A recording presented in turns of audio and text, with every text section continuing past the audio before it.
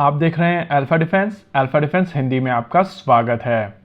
2 दिन पहले तक जब मैं अफ्रीका में घूम रहा था और टॉन्सिल से स्ट्रगल कर रहा था, उसी दौरान डीआरडीओ की तरफ से काफी इंटरेस्टिंग प्लेटफॉर्म्स अनवील किए गए हैं और इन दोनों ही प्लेटफॉर्म्स के बारे में हम लोगों को ज्यादा डिटेल में समझना बहुत जरूरी है। ये बात सच है कि भारत में आर्मर्ड व्हीकल्स को लेकर बहुत ज्यादा बड़ी न्यूज नहीं बनती है, क्योंकि ज्यादातर लोगों का मानना है कि tank warfare, infantry fighting vehicles etcetera काफी पुराने हो चुके हैं और फ्यूचर वॉरफेयर में इनका किसी भी तरीके का प्रयोग नहीं होगा। रियलिटी ये है कि ये प्लेटफॉर्म्स भी चेंज हो रहे हैं और बदलते थ्रेट्स को ध्यान में रखते हुए इन प्लेटफॉर्म्स को भी मॉडिफाई किया जा रहा है। फिलॉसफी और स्ट्रेटेजी पर पहुंचने से पहले आइए इस अपडेट को समझ लेते हैं। डीआरडीओ की तरफ से जो प्लेटफॉर्म रिलीज किया गया है, इसका नाम है एडवांस आर्मर्ड प्लेटफॉर्म यानी कि एएपी।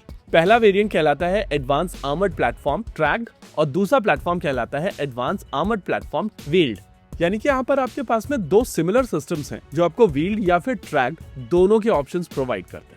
अब सबसे पहले आप इन रिक्वायरमेंट्स को समझिए। देखिए, आमतौर पर बैटलफील्ड में जब आप मूव करते हैं तो शुरुआत में आर्टिलरी और रॉकेट लॉन्चर्स को फायर करके आप एनिमी पोजीशंस को सॉफ्ट करते हैं। आज की तारीख में आपके पास में लॉइटरिंग म्यूनिशन के ऑप्शंस भी मौजूद हैं और इन सभी चीजों का प्रयोग करके जब आप एनिमी पोजीशंस को सॉफ्टन कर देते हैं, तब आपके पास में एक विंडो बनती है जब आप अंदर जाने की कोशिश कर सकते हैं और एनिमी डिफेंसेस के अंदर घुसने के लिए आपको आर्मर थ्रस्ट की आवश्यकता पड़ती है, क्योंकि आर्मर हेवी फायर्स को आसानी से ले सकता है। लेकिन इवेंचुअली पोजीशंस को कैप्चर करने के लिए आपको वहां पर सोल्जर्स की आवश्यकता होती है और इन हाई मोमेंटम ऑपरेशंस के दौरान आपके सोल्जर्स की स्पीड आपके आर्मर के बराबर होनी चाहिए। एग्जैक्टली यहीं पर मैकेनाइज्ड इन्फेंट्री का कॉन्सेप्ट आता है। भारत की करंट फॉर्मेशन की अगर बात की जाए तो पिनाका और आर्टिलरी गन से आप एनिमी टारगेट्स को सॉफ्टन करेंगे और जैसे ही आपको लगता है कि एनिमी टारगेट सॉफ्ट हो गए हैं तो आर्मर थ्रस्ट आएगा अर्जुन और भीष्म के साथ में।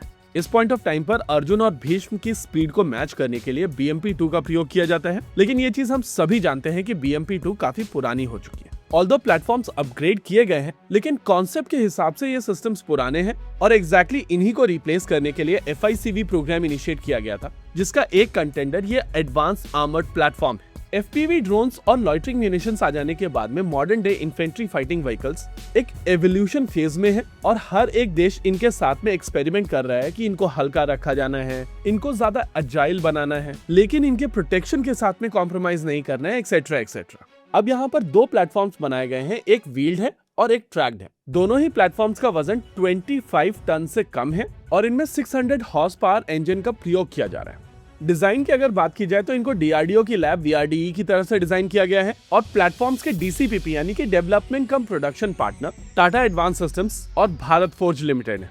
अब डीआरडीओ की तरफ से जो प्लेटफॉर्म्स अनवील किए गए हैं उनको देख लीजिए। ये पहला प्लेटफॉर्म है जो डिजाइन डीआरडीओ की तरफ से किया गया है, लेकिन फैब्रिकेट टाटा एडवांस सिस्टम द्वारा किया गया है। ये एक ट्रैक्ड प्लेटफॉर्म है। अगर आप इस दूसरे प्लेटफॉर्म को ध्यान से देखेंगे तो ये एक व्हील्ड प्लेटफॉर्म है और इसको फैब्रिकेट किया गया है कल्याणी द्वारा। इन दोनों कंप्लीट सिस्टम के साथ साथ दो इनकम्प्लीट हल भी दिखाए गए हैं और अगर आप इन दोनों इनकम्प्लीट हल्स को ध्यान से देखेंगे तो इनमें से एक ट्रैक्ड है और दूसरा व्हील्ड। हमारा अजम्पशन है कि ट्रैक्ड प्लेटफॉर्म कल्याणी का है और व्हील्ड प्लेटफॉर्म टाटा का है। आने वाले समय में इन दोनों प्लेटफॉर्म्स के ऊपर ये 30 मिलीमीटर गन वाली डीआरडीओ की क्रूलेस टर्रेट लगा दी जाएगी और ये प्लेटफॉर्म भी कंप्लीट करके टेस्टिंग के लिए भेज दिए जाएंगे। वैसे अगर एप्लीकेशंस की बात की जाए तो इन सिस्टम्स को आप इन्फेंट्री फाइटिंग व्हीकल के तौर पर अभी देख रहे हैं, लेकिन इवेंचुअली इनके रोल बहुत सिग्निफिकेंट होने वाले हैं। इन्हीं हल के ऊपर आर्टिलरी गन्स लगाई जा सकती हैं और हम लोगों को light self propelled artillery guns मिल जाएंगी। वहीं दूसरी ओर अगर एंटी एयरक्राफ्ट गन के तौर पर इसको डेवलप किया जाए तो वो भी यहाँ पर किया जा सकता है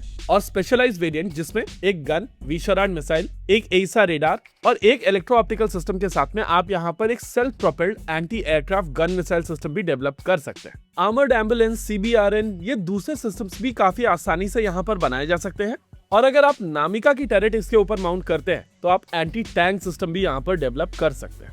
इन शॉर्ट यहाँ पर केवल दो प्लेटफॉर्म के ऊपर आप बहुत सारे अलग अलग तरीके के सिस्टम्स बना सकते हैं और इसी वजह से ये डेवलपमेंट काफी ज्यादा सिग्निफिकेंट है। इसके अलावा हम लोग हमेशा बोलते हैं कि DCPP मॉडल भारत को टेक्नोलॉजी दे रहा है, एग्जैक्टली इसी तरीके से वो काम करता है। ये है एक्चुअल आत्मनिर्भर भारत एफर्ट। इसी पॉजिटिव नोट पर इस वीडियो में रखते हैं केवल इतना ही।